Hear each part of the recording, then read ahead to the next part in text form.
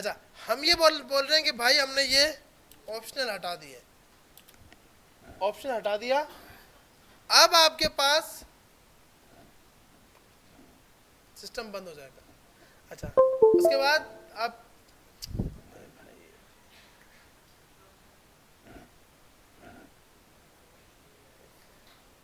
यार ब्लिंक कर रहा है, ब्लिंक कर रहा है, ऑन ऑफ हो रहा है।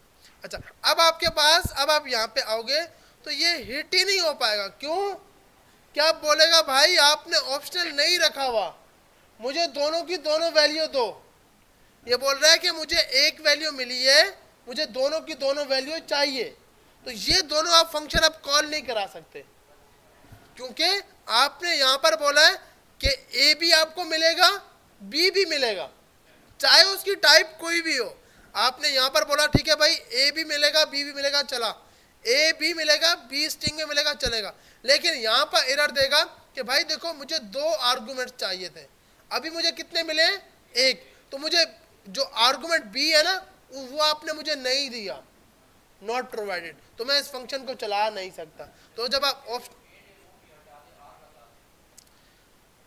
देखिए, अब तो ये नीचे, इसको तो बाद में आएगा, इसके अंदर तो तब आएगा जब आपने ये हिट किया है। वो यहीं भी फट के बैठा होगा बेचारा कि आप दोनों की दोनों वैल्यू चाहिए। अब आपने यहाँ पर आकर ये लगा दिया, दोनों की दोनों वैल्यू दे दी। अब हम ऊपर आते हैं तो अब ये बोलेगा भाई देखो आपके पास जो टाइप आपने बताई हुई है वो नंबर भी हो सकती है और वो स्ट्रिंग भी हो सकती है। और यहाँ से तो आपने यहाँ पर आकर दोनों को नल एबल किया तो भी बोलेगा भाई देखो मैं, क्योंकि अगर आप जावास्क्रिप्ट में जाते हो ना, स्ट्रिंग और नंबर को वो प्लस कर लेता है। यहाँ पर अगर इसको कभी भी गलती से भी नंबर दोनों में से एक भी नंबर मिल गया, जैसे वो यहाँ पर जा रहा है स्ट्रिंग आ रहा है, तो ये बोलेगा भाई क्या पता मैं ये कंडीशन फॉल्स हो, बी स्ट्रिंग नहीं, बी, क्योंकि अभी क्या है इस सिचुएशन के अंदर चेंज सिर्फ कौन हो सकता है? बी हो सकता है। बी या फिर नंबर आएगा या फिर स्ट्रिंग आएगा, क्योंकि हमने लिखा है ए तो सिर्फ और सिर्फ क्या होगा? नंबर होगा। ए में तो मैं स्ट्रिंग तो लिख ही नहीं सकता, ये तो ये एरर देगा कि ए तो लाजमी क्या आएगा? नंबर आएगा। अब यहाँ पर आके आप बोलोगे भाई ये फिर क्यों एरर नहीं दिखा रहा? वो एरर दिखा रहा है। अब तो आपने बोला हुआ है कि ए भी नंबर है, ये इसलिए एरर दिखा रहा है कि भाई इन दोनों में से एक भी कंडीशन चल गई तो मुझे चलना पड़ेगा। अगर बी स्ट्रिंग हुआ और ए नंबर हुआ तो भी ये चल जाएगा, क्योंकि इसका मकसद है दोनों में से एक भी कंडीशन ट्रू हो गई आपने चलना है। तो ए तो हो गई नंबर, ये तो 100% है। इस स्टेटमेंट के बाद ए स्ट्रिंग तो हो ही नहीं सकता। जब ए तो नंबर मिल गया तो ये बी को चेक ही नहीं करेगा, बोलेगा भाई देखो मेरे पास कौन सा ऑपरेटर लगा हुआ है? और का, दोनों में से एक भी चल गया मुझे उसके अंदर चलना है। तो ये जब नीचे आएगा अब यहाँ प्लस नहीं कर पाएगा। तो इसके लिए आप यहाँ जाकर एंड लगाओगे कि भाई देख दोनों के दोनों नंबर होंगे तो प्लस करियो, नहीं तो आप नीचे आ जाओ। और अब आपको ये लगाने की जरूरत नहीं है। क्यों नहीं है? क्योंकि आपने यहां से ऑप्शनल हटा दिया है। ठीक है भाई, यहां तक सबको समझ आ गया? ठीक है भाई, अब आगे चलते हैं। तो फंक्शन में आप इस तरह करके डिफाइन करते हो सिंपल के भाई आपके जितने भी वेरिएबल्स होंगे इस तरह करके आप कोई भी फंक्शन को, जैसे मिसाल के तौर पर मुझे एक फंक्शन बनाना है जिसमें एरे का डेटा भेजना है, तो आपने बोला कॉन्स्ट एरे इक्वल टू आपका एरे आएगा, तो आपने बोला भाई नंबर होगा और नंबर का क्या होगा? एरे। तो अब आपको यहाँ पर इसको एरो फंक्शन बनाना होगा, तो आपने यहाँ पर आके बोला रिटर्न करा दो पूरे का पूरा एरे। जब हम इसको let result equal to array, और एरे में आपने बोला सिर्फ 1, तो ये बोलेगा भाई देखो मैं नंबर नहीं लूंगा, मैं नंबर का क्या लूंगा? एरे। तो आपके पास 1, 2, 3 ये लेगा तो मसला नहीं आएगा। तो आप फंक्शन को अगर कोई पैरामीटर एरे भेजना हो तो उसकी टाइप और उसके आगे एरे का साइन लगाओगे। सही है भैया। और अगर उसके आगे एनी लगा दिया तो अब तो आपकी मर्जी, नंबर भेजो, स्ट्रिंग भेजो, कुछ भेजो, वो कन्वर्ट हो जाएगा।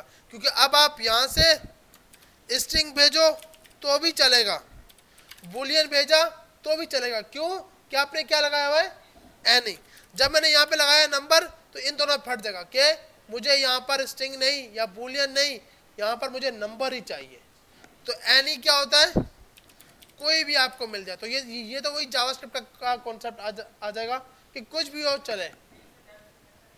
हाँ, एनी आप यूज नहीं कर रहे होते। एनी से अच्छा है कि आपको डायरेक्ट आपने क्या किया, आपने यहां पर जाकर टाइप डिफाइन ही नहीं की और बोला भाई जो भी आप चाहो आप लेके आ जाओ। तो आप अब ये बाय डिफॉल्ट एक्सप्लिसिट इम्प्लिसिट के हिसाब से एनी को टाइप दे देगा और उसकी टाइप एरे कॉल इसने कर ली। हाँ, फिर आप कुछ भी मत लिखो जब आपको मल्टीपल डेटा आ रहा हो कि भाई स्ट्रिंग भी आ रहा है, नंबर भी आ रहा है, बुलियन भी आ रहा है वो, या फिर आप, हाँ तो ये भी सही है कि एनी लिख दो और एनी के आगे खाली आपने छोड़ दिया।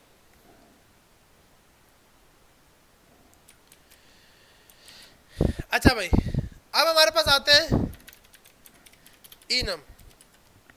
इनम हमारे पास क्या होता है? इनम बहुत मेन टॉपिक है बैकएंड डेवलपर्स के लिए। क्यों भाई? इनम क्या होता है? एक कांस्टेंट वैल्यू, क्या आप अपनी एक कांस्टेंट वैल्यू डिफाइन कर देते हो।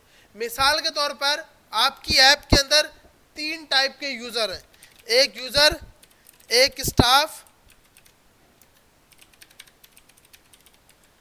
भाई एक स्टाफ और तीसरा आपके पास एडमिन। तो आप इसके इनम बना के रखोगे। आप क्या बनाओगे? इनम। इनम बनाने के लिए आप इनम का कीवर्ड यूज करते हो। आप क्या यूज करते हो? इनम का कीवर्ड। इसके जरिए आप कांस्टेंट वैल्यू डिफाइन कर सकते हो कि भाई मेरी ऐप के अंदर सिर्फ और सिर्फ यही 3 टाइप्स होनी चाहिए, इसके अलावा कोई और टाइप आ ही नहीं सकती। तो आपने बोला भाई यह यूजर टाइप के नाम से, अब इसके अंदर आप हर टाइप को डिफाइन करते हो। याद रखना है, रूल है कि इनम जब भी बनाया जाएगा कैपिटल लेटर के साथ, इनम आपका लाजमी क्या होगा? Capital letter. मिसाल के तौर पर आपने बोला भाई एडमिन और इसमें स्ट्रिंग में आपने दे दिया एडमिन। एक आपका एडमिन का बन गया, दूसरा आपके पास बन गया यूजर। यूजर में आपने बोला भाई यूजर, तीसरा आपने बोला स्टाफ। तो ये सब के सब कैपिटल में देने हैं लाजमी। अब हम इसको यूज कैसे करते हैं? हमने इनम की टाइप तो बना दी, अब इसको हम यूज कैसे कर रहे होंगे? मिसाल के तौर पर आपने एक फंक्शन बनाया, फंक्शन शो ऑप्शंस।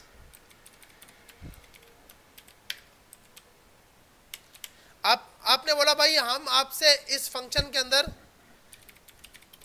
अभी आपने सिंपल फंक्शन नहीं डिफाइन करने हैं, एरो फंक्शन पे काम करना है क्योंकि सिंपल फंक्शन ES5 में था, अभी आपको ES6 यूज करना है, लाजमी है। आपने बोला भाई हम आपसे एक टाइप लेंगे, एक टाइप आएगी जो टाइप इससे यहां से होगी।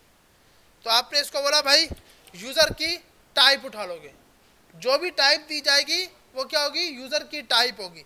आपने बोला एक स्विच केस लगा दो, एक क्या लगा दो? Switch case. आपने बोला भाई यहां पर आप आकर, अच्छा क्योंकि वेरिएबल है तो वेरिएबल आपके कैमिल केस में, रूल है कि आप इसको कैमिल केस में लिखो। मतलब एक जो बैकएंड डेवलपर होता है या जावास्क्रिप्ट का डेवलपर अपने वेरिएबल्स को स्विच केस में लिखते हैं। आपने बोला भाई स्विच टाइप, आपने केस बनाया। अब केस कैसे बनाएंगे? टाइप डॉट, तो डॉट में आप लगाओगे अगर ये हमारे पास एडमिन आया, ये एरर क्या क्या बता रहा है? हमने यहां पर क्या लिखा? अच्छा तो आपने यहां admin dot user type dot, हाँ ये लगाएंगे ना, अगर आपके पास यूजर की टाइप ये होती है एडमिन, अगर आपके पास यूजर की टाइप एडमिन हो तो आप कंसोल पे दिखा देना console dot log admin user,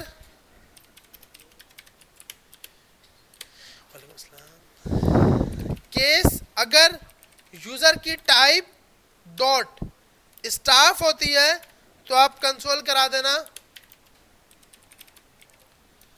staff staff login. और अगर आपके पास तीसरी होती है यूजर टाइप डॉट यूजर होती है तो कंसोल करा देना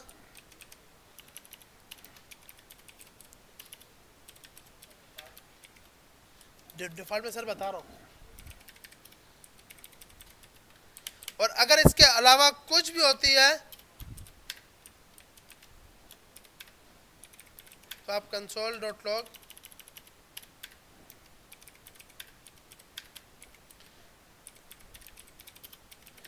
इनवैलिड यूजर।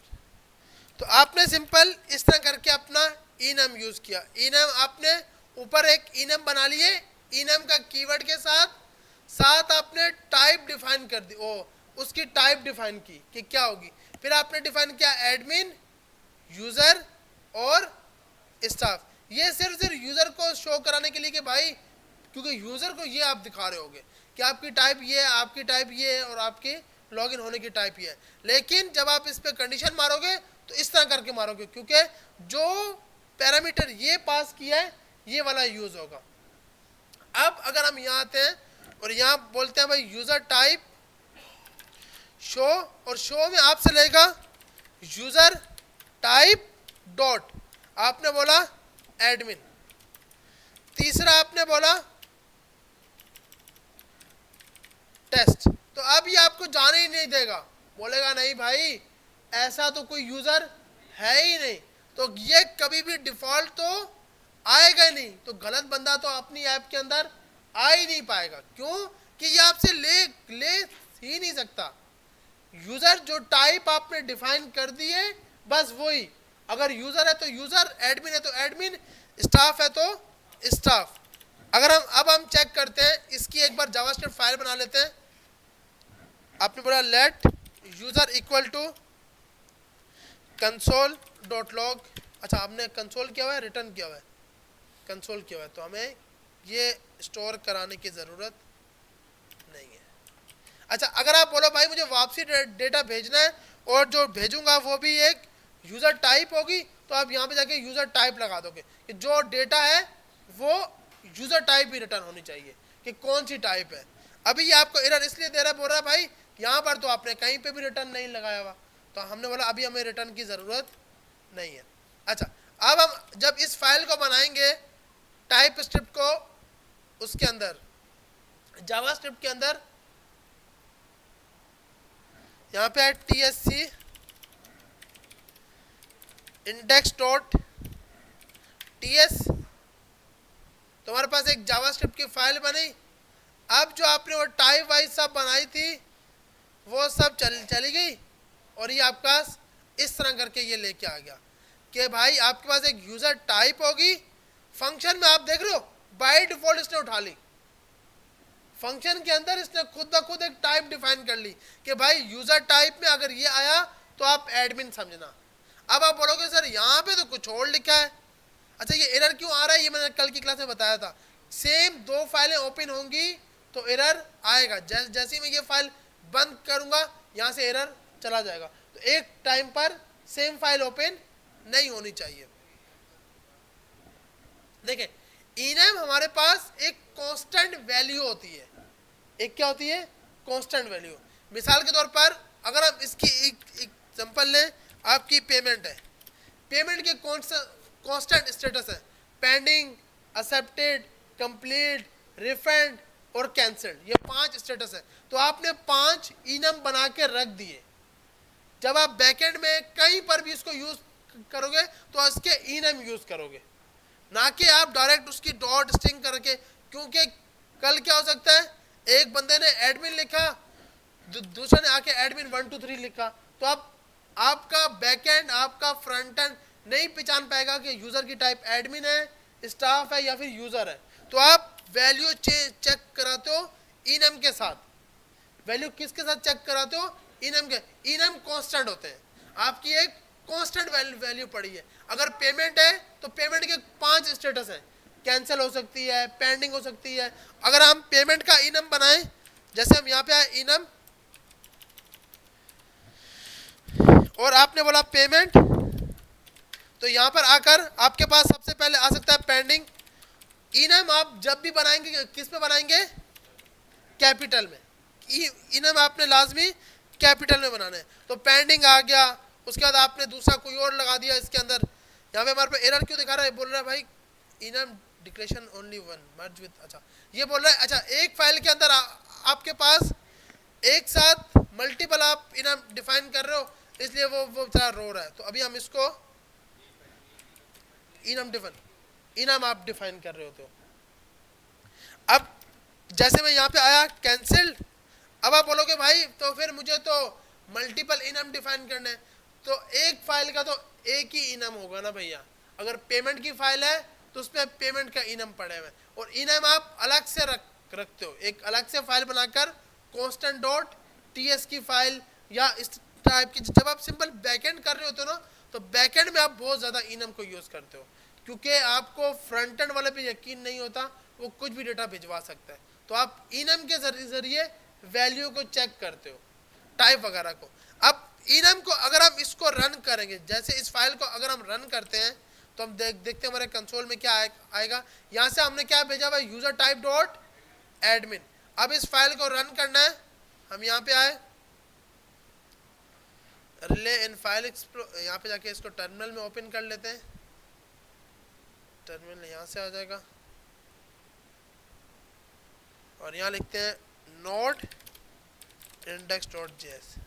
तो आपके पास इसने यहाँ पर आपने कंसोल कराया भाई एडमिन यूजर, स्टाफ यूजर, और ये सब के सब आपको इसने इनम कंसोल करा के दिखा दिए कि आपकी इस फाइल के अंदर एक तो एडमिन यूजर है, स्टाफ लॉगिन। ये क्यों हो रहा है भाई? ये क्या वजह, ये इसने क्यों रन किया इतनी बार? डिफॉल्ट लगाया इसलिए। गुड, क्या बात है भैया। आप जब भी स्विच केस यूज करते हो तो स्विच केस में तो यार ब्रेक लगाना बहुत जरूरी है। ब्रेक नहीं लगाओगे तो एरर आएगा, ऐसे ही है ना भैया। ये तो हम जब जावास्क्रिप्ट में पढ़ चुके हैं ना। अब ये छोटे छोटे मसले नहीं होने चाहिए हमारे साथ। तो आप यहाँ पर जाकर क्या लगा दोगे? ब्रेक, क्योंकि यहाँ पे इसने रुक जाए, वरना नहीं तो ये सब के सब आपको दिखा रहा होगा। तो आपने यहाँ जाके ये दिखाया, डिफॉल्ट पे आपको ये लगाने की ज़रूरत नहीं है। अब अगर हम दोबारा से इसी फाइल की वो बनाएंगे टाइप स्क्रिप्ट, पहले टाइप स्क्रिप्ट को जेएस में कन्वर्ट किया, तो उसके लिए ये करते हैं tsc index.ts। नोड जेएस की फाइल को रन करने के लिए नोड index.js। ये तब जब कोई HTML की फाइल आपस में कनेक्ट नहीं है और आप डायरेक्ट जावास्क्रिप्ट की फाइल को रन करना चाहते हो। तो अब ये सिर्फ एक बार एडमिन दिखाएगा, मल्टी टाइम एडमिन नहीं दिखाएगा। अब हम यहाँ पे आते हैं और हम बोलते हैं भाई ऐसा करो, यहाँ जाकर एडमिन की जगह user1 लिख दो, क्योंकि ये बेचारी क्या होना है? जावास्क्रिप्ट है। ये कौन है? जावास्क्रिप्ट। अब हम यहाँ पे आएंगे, कोड को रन करेंगे, ये बोलेगा हाँ भाई इनम में, इनम को छोड़ो इनवैलिड यूजर। तो जावास्क्रिप्ट तो क्योंकि वो कंपाइल टाइम पे एरर, जब आपका प्रोग्राम रन हो जाता है उसके बाद एरर आता है। हमारे हिसाब से तो इसको लेना ही नहीं चाहिए था। क्यों? कि अगर आप यूजर टाइप की बात करते हो तो उसमें तो सिर्फ आपने 3 टाइप्स डिफाइन की हुई है, चौथी तो है ही नहीं। लेकिन जावास्क्रिप्ट बोलता है नहीं यार कोई बात नहीं, बेचारा बहुत मुश्किल से कोड कर रहा है, इसको चलने दो, तो ये चला देता है। ठीक है भैया। तो अब हमारे पास इनम भी कर लिए। अब हमारे पास रह गई क्लासेस, इनहेरिटेंस और जेनरिक्स और डिकोडर्स। ये कुछ चीज़ें हैं। और उसके बाद जीसेप। ये 4 से 5 टॉपिक रह गए, उसके बाद हम रिएक्ट की साइड में मूव हो जाएंगे। एक क्लासेस रहती हैं, अभी तक क्लासेस नहीं की, और क्लासेस के अंदर बहुत सी चीज़ें, कंस्ट्रक्टर, मेथड, ये सब कुछ हम बना के देखेंगे। इनहेरिटेंस देखेंगे, फिर ये वाला टॉपिक देखेंगे जेनेरिक्स, और फिर जी सैप की साइड पे मूव हो जाएंगे।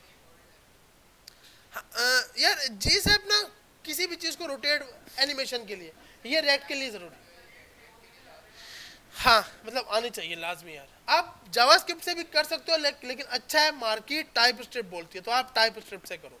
जी जी हाँ, फ्रेम वो तो रेक्ट के टॉपिक है ना, रेक्ट की साइड पे तो जब जाएंगे वो तो फिर बहुत बड़ी दुनिया है ना, तो वो तो अलग है, फिर रेक्ट का नेक्स्ट। और सही है भैया, तो यहाँ तक अभी आपने ट्राई करना है। आज की क्लास में हमने इंटरसेक्शन देख लिया, हमें इंटरसेक्शन यूज कैसे करना है, हमें फंक्शंस कैसे यूज करने हैं, टाइप स्क्रिप्ट के अंदर फंक्शन किस तरह डेटा रिटर्न करेगा वो हमने देख लिया, हमने इनम देख लिए। ये यहाँ तक हमें ट्राई करके आना है। अब हमें क्या करना है, असाइनमेंट बनानी है। मैं असाइनमेंट इंशाल्लाह रात तक शेयर कर दूंगा, तो वो असाइनमेंट टाइप स्क्रिप्ट की होगी और वो सबने सबमिट करानी होगी। सही है भैया, तो टाइप स्क्रिप्ट की असाइनमेंट रात तक मैं ग्रुप में शेयर कर दूंगा बनाकर, तो वो आप सबने करनी है लाजमी। सही है भैया, हो जाएगा ये वाला काम। सही है भाई, तो ऑफ कर सकते हैं, बाकी वीडियो और कोड में शेयर कर दूंगा।